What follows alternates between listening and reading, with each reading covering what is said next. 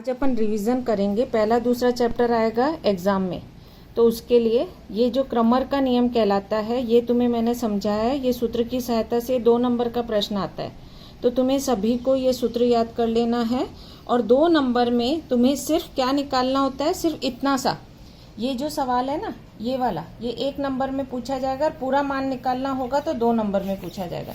इसलिए ये सूत्र याद करके और ये कर लेना पूरा। ये वाला जो सूत्र है ये भी याद कर लेना। क्रमर के नियम का सूत्र कहलाता है 1 नंबर में ये पूछा जाता है एग्जाम में और 2 नंबर में ये पूछा जाता है। तो ये मैंने करवा दिया है और ये तुम्हें कर लेना। मैंने वीडियो भेजे हैं इसके, उसको देख के और याद कर लेना है। इसके बाद में ये हमारा 1.3 का पूरा क्रमर का ही नियम है। एग्जाम में बहुत इसमें से कम 3 नंबर के प्रश्न आते हैं, इसलिए तुम्हें इसमें याद कर लेना है। उसके बाद में जो हमारा सवाल है वो है युगपत समीकरण हल। ये तो तुम्हारा अभी कोर्स में ही नहीं रहा है। अब यहाँ पर जो ये जो सवाल हैं ये सारे ये तुम्हें कर लेने हैं, ठीक है। और ये जब तुम 2 बार एक सवाल को पढ़ना और उसमें एक 4 अंक x लेना और दूसरा y लेके हल कर लेना। इसके बाद में जो हमारा दूसरा है वो है वर्ग समीकरण। इसमें 1 नंबर का प्रश्न हमेशा पूछा जाता है, वर्ग समीकरण किसे कहते हैं, वो है या नहीं है। तो यहाँ पर देखेंगे जो हमारा 2.1 का सवाल है उसमें तुम्हें कोई भी 2 वर्ग समीकरण लिखने हैं। वर्ग समीकरण में हमेशा घात में क्या होना चाहिए, स्क्वायर होना चाहिए। तो जहाँ घात में स्क्वायर होगा, जहाँ पर भी घात में, जैसे x घाते 2 प्लस 2x प्लस 2 बराबर 0, तो ये वर्ग समीकरण होगा। वर्ग समीकरण को किस रूप में लिखते हैं, x हम यहाँ पे घात में क्या होना चाहिए, 2। यदि तुम्हें x घाते 3 दिया है या तुम्हें x घाते 1/2 दिया है या तुम्हें x घाते -3 दिया है तो ये कोई भी वर्ग समीकरण नहीं होगा। तुम्हें कोई भी वर्ग समीकरण लिखने के लिए आता है कि 2 वर्ग समीकरण लिखो, तो तुम पेपर में देखोगे तो वहीं से ही मिल जाएंगे तुम्हें 2। तो इसलिए ध्यान रखो, वर्ग समीकरण 1/x है तो भी वर्ग समीकरण नहीं, क्योंकि ऊपर जाके माइनस हो जाएगा, इसलिए वो वर्ग समीकरण नहीं होगा। यहाँ देखेंगे पहला सवाल स्क्वायर है, वर्ग समीकरण है। ये भी वर्ग समीकरण है, लेकिन ये वर्ग समीकरण नहीं होगा, क्योंकि जब हम इसका यहाँ पे इसको हटाएंगे यहाँ हर में से, तो ये घात 3 हो जाएगा, इसलिए वर्ग समीकरण नहीं है। ये वर्ग समीकरण है। क्यों है वर्ग समीकरण, क्यों होगा ये वर्ग समीकरण, क्योंकि x का x से गुणा होकर x स्क्वायर हो गया, यहाँ पर भी एक गुणा होगा तो -2x हो जाएगा, तो x स्क्वायर है, इसलिए यह वर्ग समीकरण है। ये भी वर्ग समीकरण है, लेकिन ये नहीं है। इसके बाद में इस रूप में लिखना 2 नंबर का एग्जाम में हमेशा आता है और ये तुम्हें लिखना आना चाहिए। तो कैसे लिखेंगे इसको, 2y बराबर 10 माइनस y स्क्वायर।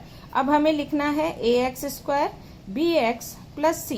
इसका मतलब क्या हो गया, बराबर 0। ये वर्ग समीकरण का मानक रूप कहलाता है। तो अब यहाँ पे सबसे पहले स्क्वायर की संख्या आनी चाहिए, तो हम इसको क्या करेंगे, इसको इधर ले आएंगे। तो ये हो गया माइनस, यहाँ ये माइनस में था, ये हो गया इधर प्लस, ठीक है। ये हो गया प्लस 2y, ये यहाँ प्लस में था, इधर आके माइनस, बराबर 0। तो ये वाले सवाल एग्जाम में बहुत आते हैं और तुम्हें आने चाहिए। तो ये तुम करके देखोगे, मैंने वो वीडियो देखना, उसमें से समझना और फिर ये करना। इसके बाद में ये वाला जो सवाल है ये 2 नंबर का पूछा जाता है, इसका मूल क्या है। तो यहाँ पे x की जगह जहाँ पर भी x है वहाँ 1 रख देना, फिर यहाँ 1 रख देना और हल कर लेना। दूसरे सवाल में -1 रख देना। -1 तुम्हें दिया जाएगा कि तुम्हें क्या मान रखना है, वो मान सिर्फ यहाँ रख के इसको हल करना है। तो इस तरह ये 2.1 के सवाल तुम्हें कर लेने हैं। उसके बाद में जो तुम्हारा गुणनखंड है, ये हम गुणनखंड विधि से हल करो। ये हम कम से कम 7वीं में भी मैंने करवाया, 8वीं में भी किया है हमने, 9वीं में भी किया है। इसमें अंतिम पद के खंड करते हैं और वो तुम्हें इस तरह दिखाना है एग्जाम में करके, सीधा हल नहीं करना है। तो ये वाले 2.2 के सवाल भी 2-2 नंबर के एग्जाम में बहुत पूछे जाते हैं, इसलिए तुम्हें हल कर लेने हैं। फिर जो तुम्हारा अगला है वो है पूर्ण वर्ग विधि। ये सारे मैंने है ना तुम्हारे को वीडियो भेजे हुए हैं, तुम्हें उसमें से देख लेना है और हल कर लेना है। अब पूर्ण वर्ग विधि है, उसके लिए एक सूत्र है। सूत्र क्या है, 1/2 गुणा x का जो मान है उसको दोनों पक्षों में जोड़ना और घटाना है, वो पूर्ण वर्ग विधि है। तो वो पूर्ण वर्ग विधि से ये सारे सवाल तुम्हें हल करने हैं सूत्र की सहायता से। इसके बाद में एक धराचार्य जी का सूत्र है। ये जो सूत्र है ये धराचार्य जी का सूत्र कहलाता है।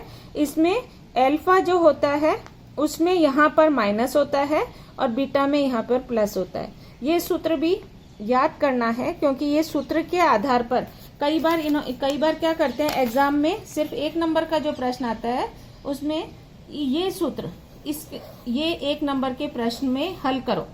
तो जब हमें कोई भी समीकरण, जैसे तुम्हें ये दिया हुआ है -14m + 13 बराबर 0, तो यहाँ पर a क्या हो जाएगा, क्योंकि कुछ भी नहीं दिया हुआ तो 1, b क्या हो जाएगा -14 और c क्या हो जाएगा 13। समझ आया?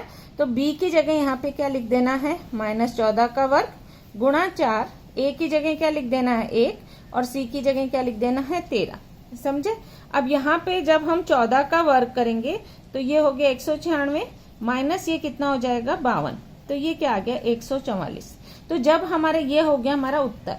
ये 1 नंबर का प्रश्न एग्जाम में पूछा जाता है और तुम्हें ये वाला सूत्र तुम्हें अच्छे से याद कर लेना है क्योंकि यह परीक्षा में इस सूत्र के आधार पर 2 नंबर के सवाल आते हैं, 1 नंबर का सवाल आता है। तो पहला और दूसरा चैप्टर मैंने रफ तुम्हें पूरा वापस से रिवाइज कर दिया है, कर लेना। Thank you.